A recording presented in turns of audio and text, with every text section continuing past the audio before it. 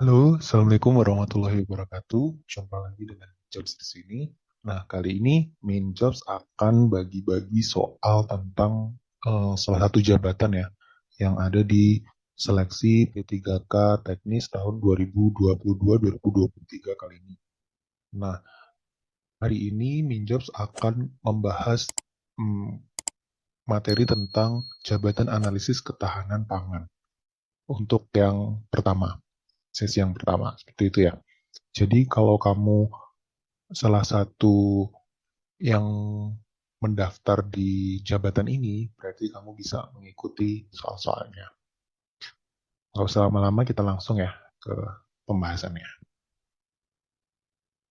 Nah, kisi-kisi kompetensi teknis analis ketahanan pangan itu disesuaikan dengan Permen-Pan RB nomor 38 tahun 2014. Jadi, ada mengenai peraturan perundang-undangan dan kebijakan terkait pertanian dan ketahanan pangan itu pasti ya, karena undang-undang itu pasti ada tentang gizi, Bulog, pencapaian Sustainable Development Goals atau SDGs. Nah, selanjutnya ada materi yang berkaitan dengan seorang analis ketahanan pangan itu biasanya mengerjakan pekerjaan NBM, neraca bahan makanan, angka konversi pangan, sumber daya, dan akses pangan. Selain itu, ada yang menangani harga pokok pembelian atau HPP, harga eceran tertinggi, harga dasar, nilai tukar petani, gabah kering giling, gabah kering panen, dan pengelolaan cadangan pangan. Ada juga yang mengurusi mengenai direktori konsumsi, pedoman gizi seimbang, Widya Karya Nasional Pangan dan Gizi, atau WNPG, Pola Pangan Harapan atau PPH. Yang terakhir mengenai juknis bantuan pangan non-tunai, BPNT, sistem kewaspadaan pangan dan gizi SKPG, angka rawan pangan atau ARP, dan Food Security and Vulnerability Atlas atau FSVA. Nah, di mana dapat materi-materi ini? Ini bisa dilihat di Permenpannya sendiri yang nomor 38 tahun 2014 atau di kamu searching aja di Google mengenai permateri ini. Contohnya gabah kering giling atau ini bantuan pangan non tunai ini biasanya ada undang-undangnya seperti itu ya. Langsung kita ke soal yang pertama. Berikut ini yang termasuk dalam kelompok pangan dalam perhitungan pola pangan harapan atau PPH adalah kecuali. Nah, di sini ada bahan-bahan pangan. Nah, kelompok pangan mana nih yang tidak masuk dalam hitungan PPH? Apakah minyak, gula, garam, pangan hewani, atau padi-padian? Oke, nah jawabannya adalah garam. Nah, kenapa garam tidak masuk? Pembahasannya ada di sini. Untuk penghitungan PPH itu ada 9 kelompok pangan, mulai dari padi-padian, umbi-umbian, pangan hewani, minyak dan lemak, buah biji berminyak, kacang-kacangan, gula, sayur dan buah, serta lain-lain atau bumbu seperti itu. Kan garam masuk bumbu gitu. Iya, tapi dia itu hanya masuk sub, bukan masuk kelompok pangannya. Oke, dihafalkan ya. Soal nomor 2, dalam perhitungan skor PPH, berapakah skor maksimum untuk kelompok padi-padian? Tadi kan ada kelompok padi-padian tuh di 9 kelompok pangan. Kira-kira berapa? Apakah 24, 25, 30, 10, atau 5? Menurut kamu? Jawabannya adalah 25. Nah, berikut Minjob kasih kamu bocoran skor maksimum dalam perhitungan PPH. Seperti ini ya. Padi-padian 25, umbi-umbian 2,5, pangan hewani 24, minyak dan lemak 5, buah biji berminyak 1, kacang-kacangan 10, gula 2,5, sayur dan buah 30, dan lain-lain itu atau bumbu itu 0. 0 kenapa masuk ke skor gitu ya? Karena bumbu atau lain-lain itu kan sebenarnya tetap dikonsumsi. Namun dia itu tidak terlalu memberikan efek signifikan pada pola pangan harapan. Jadi skornya adalah 0 seperti itu. Lanjut, soal nomor 3 tentang AKG nih.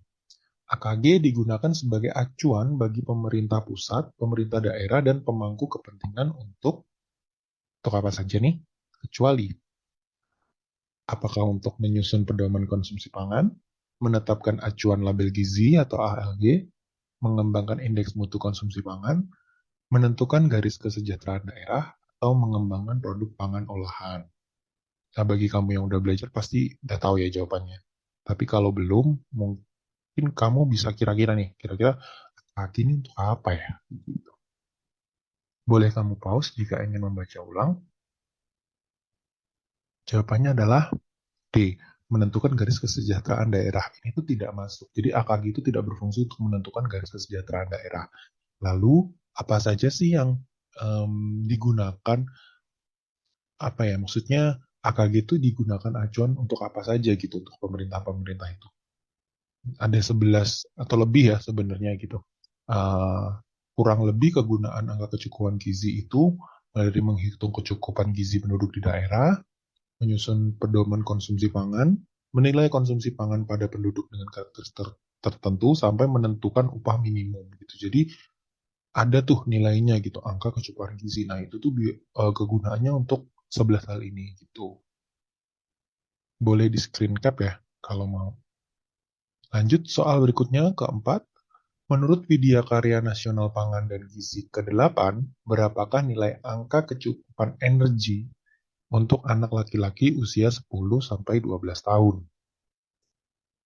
Apakah 1800, 2000, 2050, 2100, atau 2150? Ingat ya, jadi angka kecukupan energi ini uh, disesuaikan dengan jenis kelamin, juga usia seperti itu. Ada juga dengan berat badan seperti itu. Jadi sangat berbeda ya antara orang dewasa dan anak-anak. Ya iyalah, masa anak-anak punya kecukupan energi yang sama gitu sama orang dewasa, kan badannya juga beda. Kira-kira apa nih jawabannya? Jawabannya adalah C ya, 2050 kilokalori per orang per hari. Nah, ini adalah daftar untuk anak usia 7-12 tahun, angka kecukupan energinya itu seperti ini. Oke, lanjut ke soal kelima ya. Pemerintah sedang menggalakkan program B2SA. Apakah kepanjangan dari B2SA? Nah, kepanjangan dari B2SA itu sendiri, apakah A, beragam, bergizi, sehat, dan aman? B, beragam, berimbang, sehat, dan aman?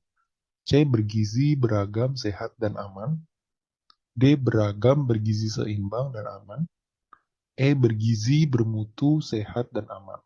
Kira-kira apa nih? B2SA gitu. Nah, kadang di soal-soal ASN ya, seleksi ASN, entah itu CPNS atau P3K, banyak beberapa soal itu yang pengertian gitu. Dan itu tuh kadang sesuai undang-undang ya gitu.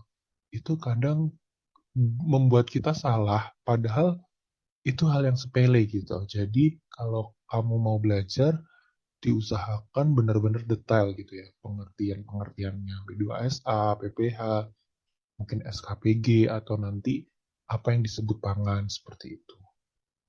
Oke, jawabannya adalah D, beragam, bergizi, seimbang, dan aman. Gitu ya. Di B2SAB-nya ada 2. Soal ke-6, berapakah kebutuhan beras per tahun di Kabupaten Sukoharjo dengan jumlah penduduk 150 juta? Dengan diketahui data konsumsi beras masyarakat Kabupaten Sukoharjo sebesar 130 kg per kapita per tahun. Nah, apakah 5 juta ton? Yang ditanyakan itu kebutuhan berasnya ya. 4,5 juta ton, 50 juta ton, 45 juta ton, atau 500 ton. Jadi untuk suatu pemerintah melihat kebutuhan beras itu di suatu daerahnya, itu tuh ada rumusnya. Namanya seperti apa nih? Saya kasih tahu. Jadi rumusnya seperti ini. Untuk menghitung kebutuhan beras, itu konsumsi beras dikali jumlah penduduk. Jadi konsumsinya beras kan 130 kg per kapita per tahun dengan jumlah penduduk sekitar 150 juta. Diperolehlah 4.500.000.000 kilogram atau dibuat ke ton 4,5 juta ton seperti itu ya. Soal ke-7, berikut yang termasuk dalam indikator dalam sistem kewaspadaan pangan dan gizi atau biasa disingkat SKPG ya. Yang benar yang mana nih dari kelima ini? Apakah indikator pangan harapan, indikator bahan pangan, apakah indikator kemiskinan daerah, atau indikator aksesibilitas pangan, atau indikator kerawanan pangan? Oke, jawabannya adalah yang D ya. Jadi tentang indikator aksesibilitas pangan. Lalu apa saja sih indikator dalam menentukan sistem kewaspadaan pangan dan gizi? Itu ada 3. Ada indikator ketersediaan pangan, tersedianya yang pangan apa saja nih gitu. Indikator aksesibilitas pangan, jadi aksesnya seperti apa terhadap pangan tersebut. Dan yang ketiga adalah indikator pemanfaatan pangan. Pangan tersebut bisa dimanfaatkan untuk apa saja. Itu dan dimanfaatkan sebaik apa, seperti itu ya. Yang berikutnya adalah berikut merupakan definisi yang benar terkait angka rawan pangan atau ARP. Kecuali nih, kecuali. Di angka rawan pangan itu berupa definisi. Apakah A? Yang kecuali yang salah berarti ya. Dihitung berdasarkan data Susenas, konsumsi, dan pengeluaran. B. Batasan angka kecukupan gizi sebesar 2000 kilokalori per orang per hari. C. Batasan rawan pangan sebesar 60% dari AKG. D. ARP dihitung berdasarkan konsumsi rumah tangga yang dikonversi menjadi kalori. E. Suatu daerah dikatakan rawan pangan jika konsumsi energi per kapita per hari di bawah 1.400 kilokalori per orang per hari. Jawabannya adalah yang C ya, batasan rawan pangan sebesar 60% dari AKG. Jadi definisi angka rawan pangan itu apa saja nih? Minjop kasih bocoran. Ada yang pertama adalah dihitung berdasarkan data Susenas, konsumsi pangan dan pengeluaran. Jadi ada kan oleh BPS itu biasanya data-data konsumsi dan pengeluaran.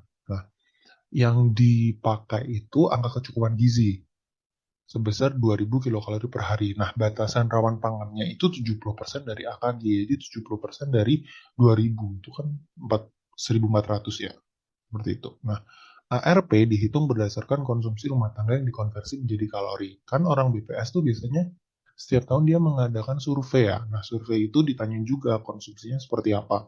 Ada beras seperti apa, sayur seperti apa, seperti itu. Nah, selanjutnya nilai-nilai itu dikonversi menjadi kalori. Seperti itu. Yang kedelapan, berapakah produksi gabah kering giling dengan kadar air 14% yang dihasilkan oleh petani dengan kualifikasi gabah kering panen berat hasil ubinan yang telah dikonversi sebesar 7 ton per hektar dengan kadar air 23% ketika panen. Jadi hasil dari panen nih, petani memiliki hasil ubinannya setelah dijemur itu tuh sebesar 7 ton gitu ya. 7 ton nih setelah dihitung gitu. Kadar airnya berapa? Setelah itu, oh 23% nih. Gitu. Nah, nanti berat gabah kering gilingnya itu berapa? Gabah kering giling itu kan indikatornya adalah syaratnya itu kadar airnya 14%. Tuh. Apakah 6,25 ton? Apakah 6,5 ton? Apakah 6,27 ton? Apa 7,7 ton atau 7,5 ton? Gitu. Nah, jawabannya adalah 6,27 ton. Bagaimana rumusnya? Nah, ini Minjok kasih bocoran. Rumusnya menghitung gabah kering giling dengan kadar air 14% itu ini. 100% dikurangi kadar air panen dibagi 100% kurangi 14% sebagai kadar air gabah kering giling dikali bobot GKP atau gabah kering panen. Tadi kan kadar air ketika panen itu 23% ya. Dengan bobot gabah kering panennya 7 ton. Jadi setelah dihitung dengan kalkulator atau dihitung manual, berat gabah kering gilingnya dengan kadar air 14% itu 6,27 ton per hektar. Seperti itu ya. Nah, ini ada soal bonus nih. Nah, dari soal yang nomor 8 tadi, itu dijabarkan lebih detail lagi. Ada 2 orang petani yang memiliki produksi beras atau gabah ya, gabah kering panennya hasil ubinan itu berbeda. Pak A punya 5 ton per hektar dan Pak B punya 5,2 ton per hektar. Namun, kadar air produksi GKP atau gabah kering panennya Pak A itu tuh lebih tinggi dari Pak B. Oh salah ya, maksudnya ini lebih rendah ya, lebih rendah dari Pak B. Gitu. Jadi 24% gitu nilainya. Pak B 25%. Nah, kira-kira produksi petani manakah, Pak A atau Pak B yang memiliki produktivitas lebih tinggi? Produktivitas lebih tinggi itu kan maksudnya yang terakhir ya, berat gabah kering giling ya. Gabah kering gilingnya yang 14% itu. Jadi kira-kira mana nih yang lebih tinggi nilai gabah kering gilingnya? Apakah Pak A atau Pak B? Nah, untuk jawabannya kamu boleh komen di bawah ini ya.